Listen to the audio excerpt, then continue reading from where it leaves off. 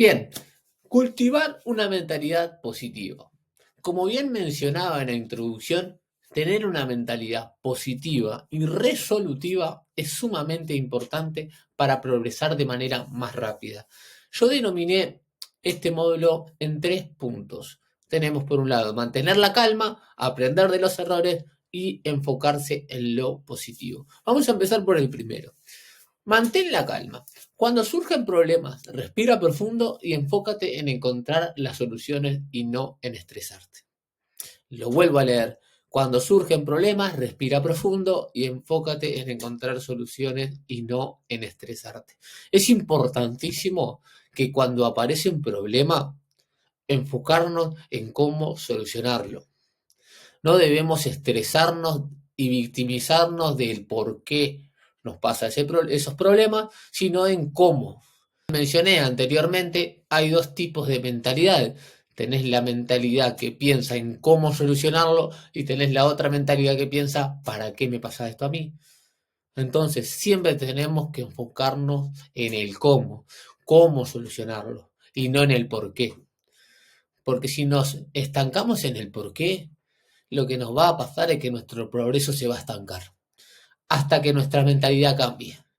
Cuando nosotros cambiemos el cómo a pensar el cómo solucionarlo, ahí vamos. Pero de acá a darnos cuenta que lo que debemos pensar es cómo solucionarlo y no por qué me pasa a mí, vamos a estar acá.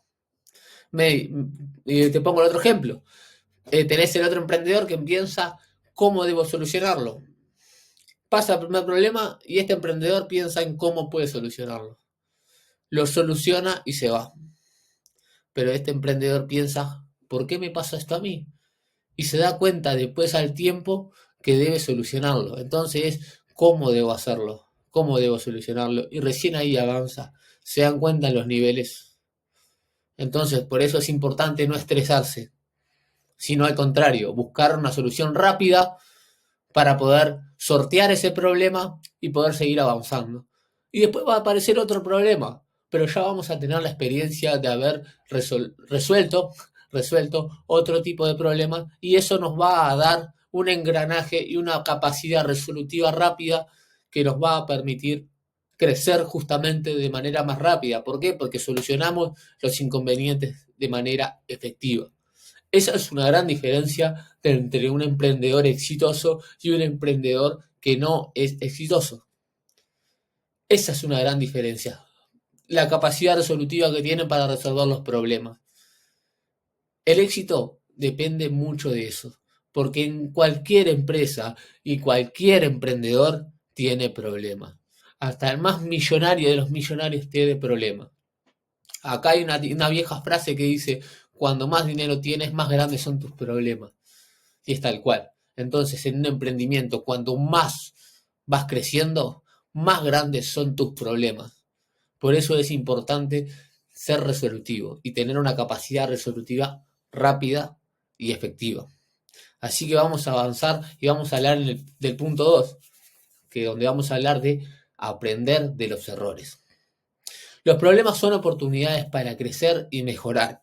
Analiza qué salió mal y cómo puede evitarlo a futuro. Fundamental que aprendamos de los errores. Nos vamos a equivocar. Eso es algo que no vamos a poder evitar. Siempre nos vamos a equivocar. Es importante no equivocarse dos veces. Y sobre todo en el mismo problema. Si nosotros cometimos un error, debemos aprender de ello. Aprender de lo que hicimos mal y sobre todo aceptar que lo hicimos mal o que estuvimos mal. Y aprender de ello para no volver a repetirlo y mejorarlo. Eso es fundamental también para crecer. Estos 3 componentes son todos fundamentales para crecer. Todo está en nuestra manera de pensar y cómo vemos las cosas. Si mantenemos la calma y aprendemos de los errores para no volver a repetirlos, son combos que se fusionan y que nos permite crecer de manera más rápida. Es un trabajo interno que debe hacer cada uno, pero es importante para mí decírselos. Deben aprender de los errores para después no volver a repetirlos. Por eso es importante también que hayan problemas, porque ahí va a ser desafíos en los cuales nos toca enfrentar Y de ahí es donde vamos a...